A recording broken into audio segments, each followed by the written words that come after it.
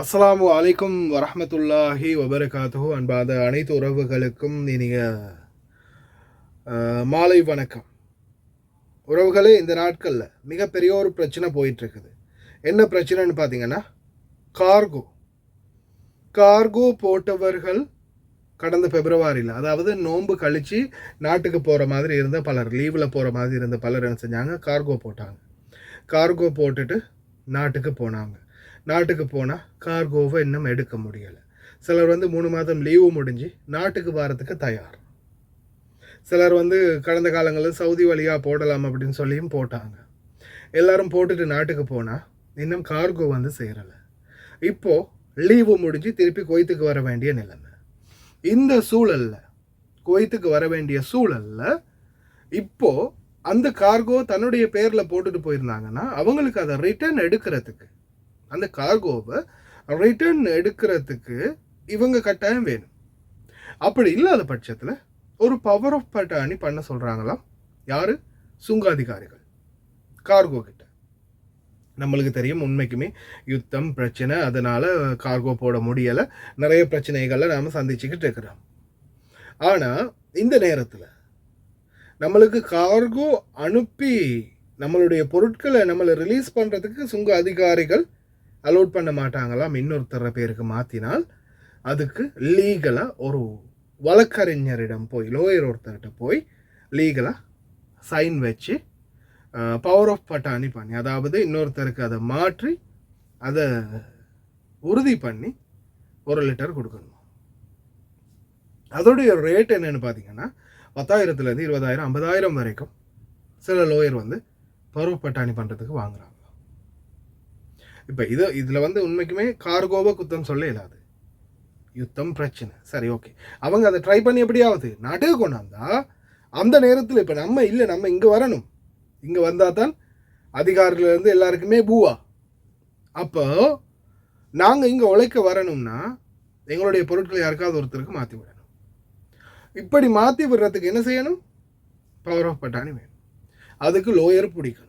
லோயரை பிடிச்சி அங்கே பிடிச்சி இங்கே பிடிச்சி எல்லாம் செஞ்சு அதெல்லாம் முடிச்சுட்டு கடைசியில் பெட்டியை எடுக்கும்போது பெட்டியில் என்ன நிலைமையில் இருக்குன்னு கூட இப்போ சொல்ல முடியாது. ஏன்னா மிடில் ஈஸ்ட் வெயில், நாட்டில் வெயில், எல்லா பக்கமும் சூடு. 3 4 5 6 மாதம் ஆகுதுன்னா பொருட்களுக்கு, 4 மாதம் 5 மாதம் ஆகுதுன்னா உள்ளே இருக்கிற பொருள் என்ன நிலைமையில் இருக்குது, சாப்பாடு பொருட்கள் என்ன நிலைமையில் இருக்குன்னே சொல்ல தெரியாது. பூஞ்சியும் நாத்தமும் அதுவும் இதுவுமா இருக்கிறது கூட வாய்ப்பு இருக்குது. இவ்வளவு செலவு பண்ணி பொருட்களை எடுத்துகிட்டு போய் கடைசியில் குப்பையில் போடுறதுக்கா? இலங்கை அரசாங்கம் இதை நிச்சயமாக கவனத்தில் எடுக்கணும். சுங்க அதிகாரிகள் இதை கவனத்தில் எடுக்கணும்.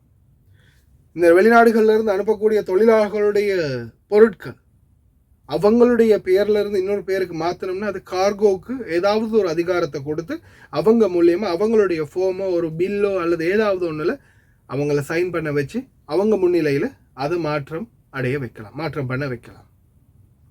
ஆனால் இது இல்லாமல் லோயரை பிடிங்க, ஜேபியை பிடிங்க, 10,000 கொடுங்க, 20,000 கொடுங்க, 50,000 கொடுங்கன்னு இன்னும் அரசாங்கம் எங்களை அழுத்தம் கொடுத்தால் நிச்சயமாக அவ்வளவு நல்லதாக இருக்காது. அப்படின்றது தான் எங்களுடைய முக்கியமான கோரிக்கை.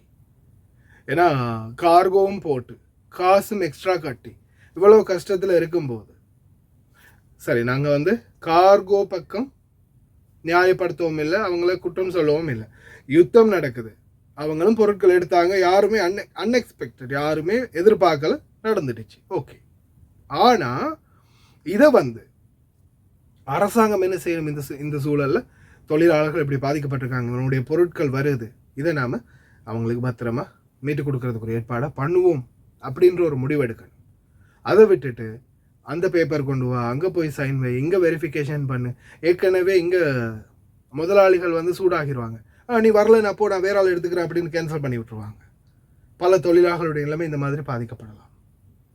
அதனால் நிச்சயமாக கார்கோ முதலாளிகளும் இதற்கான தீர்வுகளை காண்றதுக்கு அரசாங்கத்தோட பேசணும். அதே மாதிரி எங்களுடைய அரசாங்கமும் சுங்க அதிகாரிகளும் இதுக்கு ஒரு நல்ல தீர்வை கொடுக்கணும். அப்படி இல்லாமல் ஒவ்வொருத்தரும் காசு கொடுத்து லோயரை பிடிச்சி பேப்பர் மாற்று, அது மாற்று, இது மாற்று, பவர் ஆஃப் பட்டாணி பண்ணுன்னு சொன்னால் கடைசியில் பட்டாணி கடலையும் சுண்டலும் தான் அரசாங்கம் சாப்பிட வரும். தொழிலாளர்களுடைய போராட்டம் ஓங்கினால் அதை தெளிவாக புரிஞ்சு கொண்டா சரி அரசாங்கம்.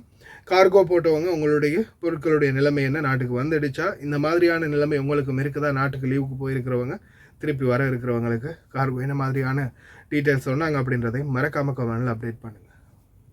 அனைத்து சலுகைகளுடனும் நீங்களும் குவைத், துபாய், அபுதாபி போன்ற நாடுகளுக்கு வெளிநாடு செல்ல வேண்டுமா? உங்களுக்கான விடுமுறை மற்றும் போனஸ் அனைத்து சலுகைகளுடனும் விதேசி வெளிநாட்டு வேலை வாய்ப்பு மையம். தொடர்புகளுக்கு இப்போதே அலையுங்கள் 0742800800. அஸ்ஸலாமு அலைக்கும் வரஹ்மத்துல்லாஹி வபரகாத்து. அன்பாத அனைத்து உறவுகளுக்கும் இனிய வணக்கம். உதிரம் கொடுப்போம், உயிரை காப்போம். குவைத்தில் எதிர்வரும் 17ஆம் திகதி வெள்ளிக்கிழமை குவைத்துடைய ஜாபரியா இரத்த வங்கி ரட்டவீர் வெக்கமுத்துவ குவைட் ஏற்பாடு செய்துள்ள இரத்த தான முகாம் மதியம் 2 மணி முதல் இரவு 7 மணி வரைக்கும் இந்த இரத்த தான முகாம் இருக்குது. ஒரு துளி உதிரத்தால் ஒரு உயிரை காப்பாற்ற முடியும். உங்களுடைய விடுமுறை அந்த வெள்ளிக்கிழமையை நீங்கள் விடுமுறையாக வெளியில் போகிறீங்களா இருந்தால் உங்களுடைய அந்த நாளை இந்த ஒரு இரத்த தானத்துக்காக ஒரு சிறு நேரம் பயன்படுத்திக்கோங்க. நிச்சயமாக இறைவனுடைய அருளும் ஆசீர்வாதமும் கிடைக்கட்டும். அதே போல் உங்களுக்கான ஒரு சான்றிதழும் கிடைக்கும். நிச்சயமாக கலந்து கொள்ளுங்கள். 17ஆம் திகதி வெள்ளிக்கிழமை மதியம் 2 மணி முதல் 7 மணி வரைக்கும் குவைட் இரத்த தான முகாம் ஜாபரியா.